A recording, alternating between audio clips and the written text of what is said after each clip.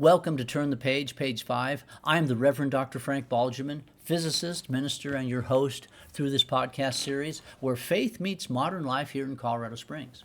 Each episode explores Christology's connection to everything from cell phone etiquette to great TV shows. We mostly tackle profound questions, but occasionally we'll shift gears to debate sports or give traveling tips.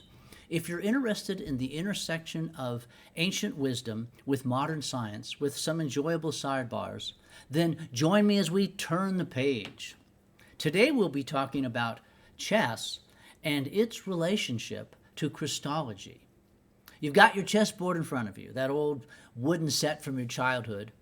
You pick up the pieces to feel the weight in your hand. We had a velvet bag.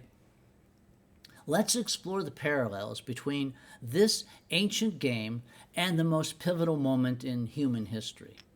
All of the pieces come out of the bag where they come into the world and they start the game in the same way. Every game, no matter how brilliantly it's eventually played, begins the same way. Whether you're Magnus Carlsen or your ELO is 250, the game starts with one simple move followed by another equally unspectacular move. Now think about that velvet bag.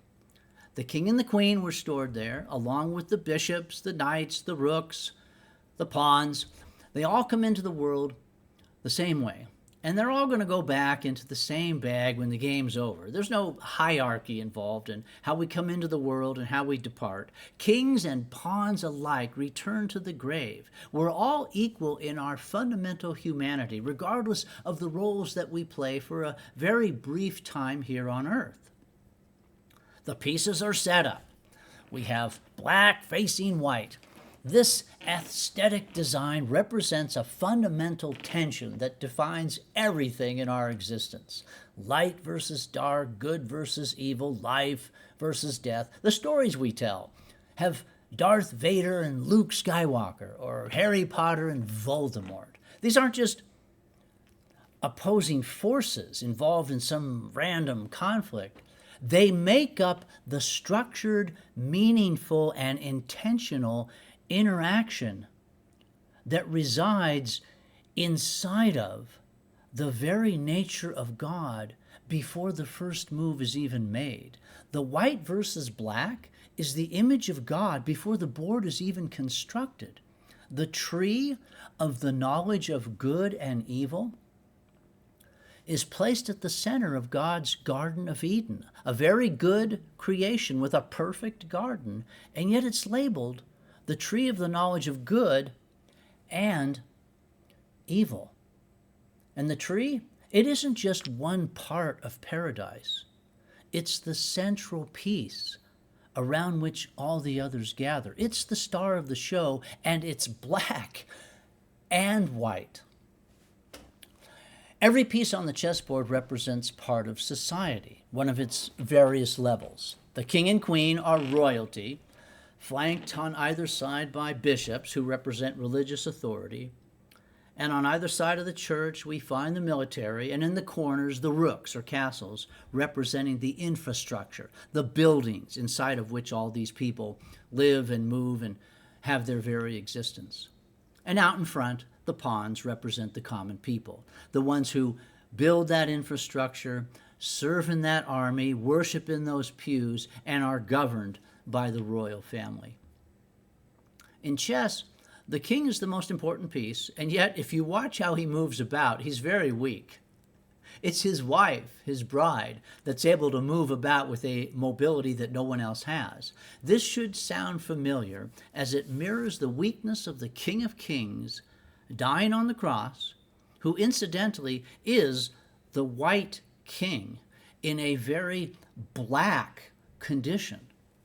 The bride to whom this king is joined moves about the whole board with spectacular power derived from her oneness with the king. In plain language, the body of the King of Kings, Jesus of Nazareth, is distributed all over the board, the world, and does all the working and all the praying and all the singing and all the rejoicing and all the living and all the dying, because she, that is the queen, humanity, is connected to the person of Christ our king. The objective in chess is to kill one king so that the other might live. One king must fall for the other to claim victory. And what is happening on Good Friday? One king is falling and the other is rising. And yet both kings are embodied in the ultimate paradox, Jesus Christ. He's the only saint-white human being, a perfect man with no flaws and no sin, no wrinkles or spots. And he is the man who isn't just a sinner or even the sinner with an emphasis on the definite article, but he's the man who becomes sin itself, showing us what sin looks like as he hangs on the cross. So the cross is sacrilegious, satanic, and salvific redemption. The king is both black and white. Imagine playing both sides of the board. Make a move for white, and then turn the board around and make a move for black, and so on until you get down to the end of the game. In some ways, your heart is divided. Who are you rooting for? Who do you want to knock off? Who do you want to win? And at the most crucial moment, you might cry out, "My God, I've lost my own narrative. I've lost my own storyline." The way in which this sounded on Good Friday was, my God, why have you forsaken me?" History is a back and forth of one move, followed by another, followed by another. Some of those moves we approve, and others we frown upon. White and black. Think of it as thesis followed by antithesis. The cross introduces something new. Thesis and antithesis merge. They collide, leading to synthesis. And in the crucifixion of God, we see synthesis, the merging of good behavior and bad, divinity and humanity, justice and mercy, heaven and hell, life and death. You've heard of the movie The Queen's Gambit? What is a gambit? The word literally means to throw something down or to cast it off.